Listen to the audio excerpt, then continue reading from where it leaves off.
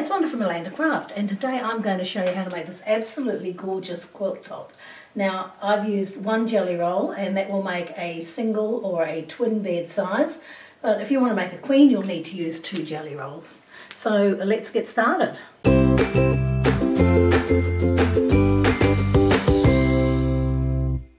So the first thing to do is to open the jelly roll. It's always the exciting part, and then lay it out. And you want to lay it out and then put the fabrics into the strips into lots of 4 that you think are going to look really nice together. And that's what I've done here. I laid all mine out and I've decided this is how I want them. So then what I'm going to do is I'm going to take 2 strips and I'm going to lay one on top of the other face down.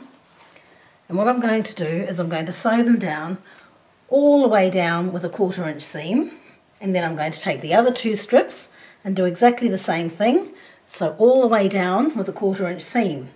Now when I've done that and open them up, I will then put these 2 on top of those 2, but I'll sew them in the opposite direction. So if I've sewn down this way, I'm going to sew up for this join, because it helps with the bowing. Often when you're sewing long strips together, they tend to bow and just warp a little bit. So if you sew the middle seam in the opposite direction, it'll help with that.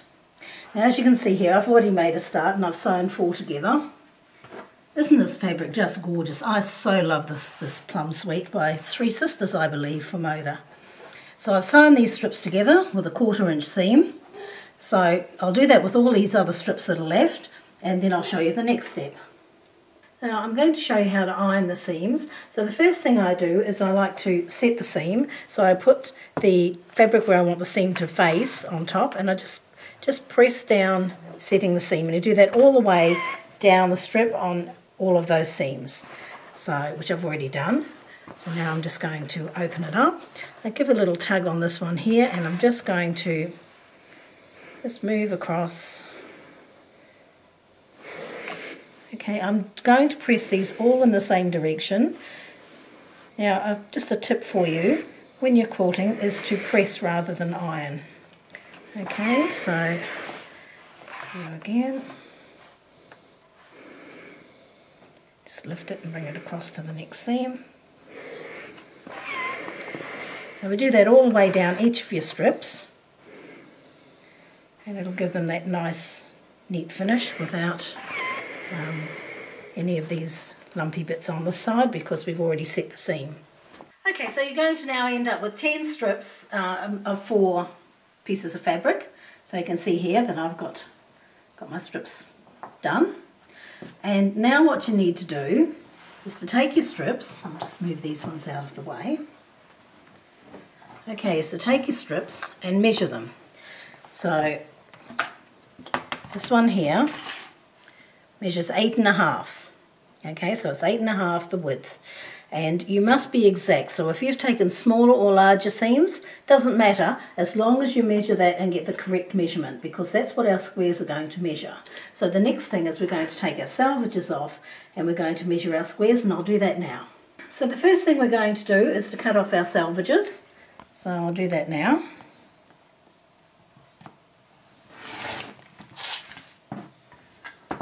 Okay, now remember that my strips were 8.5 wide along that way, so I need to make my strips 8.5 wide because we're making a square. So I'm just going to line my ruler up on the 8.5 mark. Here we go. So just make sure that everything lines up and is a nice square, and if you've got one of these rulers you won't have any problems with that. Okay, so we're going to start cutting. And I'm just going to cut the whole strip like that. So all of my strips will be cut into my 8.5 inch wide squares. Okay, so everything is cut and we have 50 squares. I've just laid them here because you'll have 5 of each. So I've put them into their bundles of 5. And now comes the fun part. We go and lay it out and see how we want this to look. So now we've laid out our blocks how we want them to look. And They're just random because we have so many different colours in here.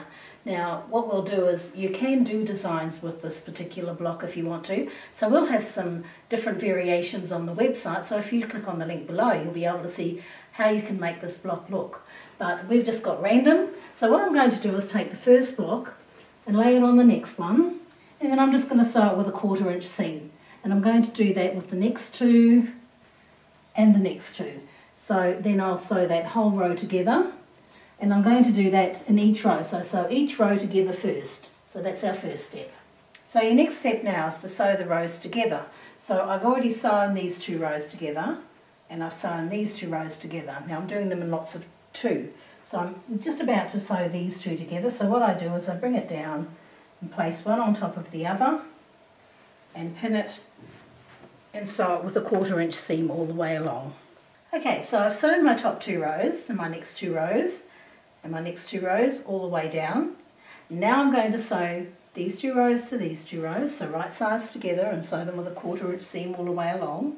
And I'll do that with the next lot of rows as well.